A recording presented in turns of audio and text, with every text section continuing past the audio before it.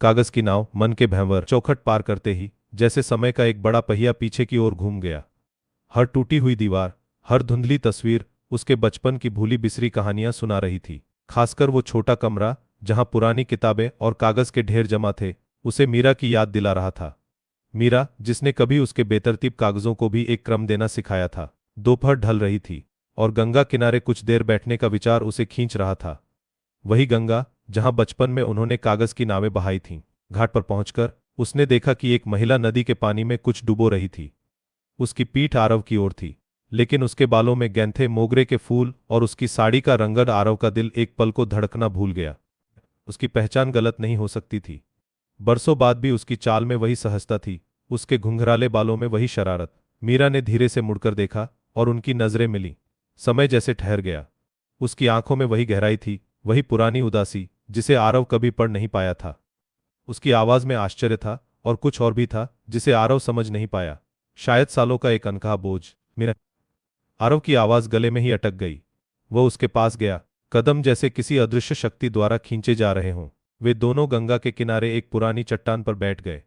सूरज अब डूब रहा था और आसमान में नारंगी और बैंगनी रंग की अद्भुत छटा फैल गई थी। मीरा ने कहा, तुम कब लौटे? मैंने सुना था तुम शहर में बहुत तरक्की कर चुके हो।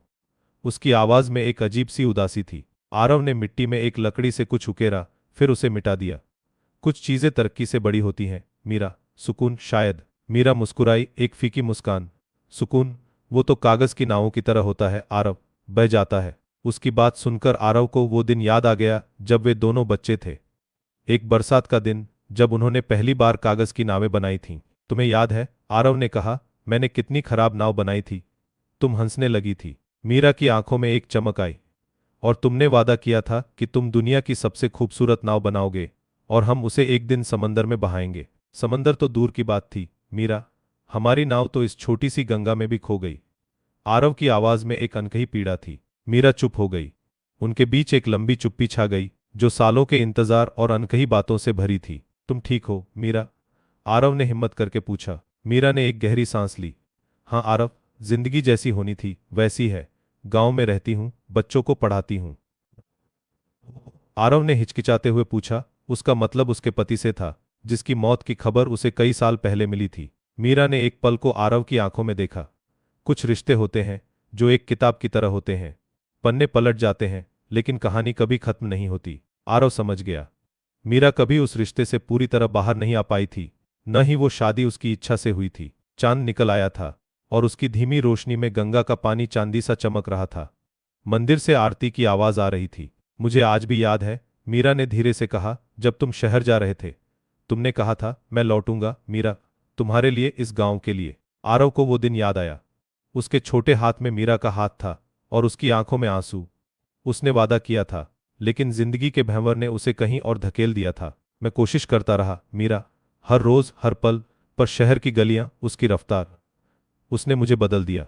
मीरा ने कोई जवाब नहीं दिया। शायद उसे पता था कि कुछ बातें जवाब की मोहताज नहीं होती। मुझे अफसोस है, आरव ने कहा। उसकी आवाज में एक गहरा पश्चाताप था। मुझे लौटना चाहिए था।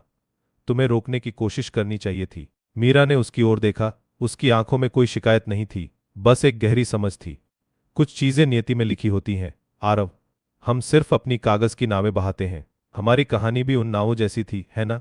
आरव ने पूछा। शायद, मीरा ने कहा। पर हर नाव, भले ही वो खो जाए, अपने पीछे पानी पर एक हल्की लकीर तो छोड़ जाती है। फिर वह उठी। मुझे अब चलना चाहिए, बच्चे इंतजार कर रहे होंगे। आरव भी उठा। चांदनी में मीरा की परछाई लंबी लग रही थी। मीरा, वह कुछ कहना चाहता था पर शब्द नहीं मिले। मीरा ने उसकी आंखों में देखा।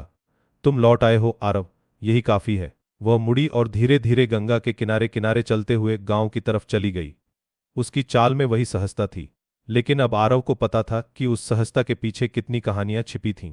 आरव वहीं अकेला खड़ा रहा, रात की खामोशी में गंगा की लहरों की आवाज सुनता रहा। उसकी आंखों के सामने मीरा की छवि नाच रही थी और उसके मन में कागज की नावों का एक पूरा बेड़ा बह रहा था। कुछ मिली हुई, कुछ बिछड़ी हुई, पर हर नाव अपनी एक अधूरी कहानी लिए हुए। वह जानता था कि कुछ कहानियां कभी पूरी नहीं होती, कुछ नदियां कभी समंदर तक नहीं पहुंचती, पर उनका बहाव कभी रुकता नहीं। और शायद उसी अनवरत बहाव में एक अलग तरह का सुकून था, अधूरी पर सुंदर दास्तान का सुकून। आपको यह कहानी कैसी लगी? हमें कमेंट्स में बताएं और चैनल को सब्सक्राइब करना न भूलें।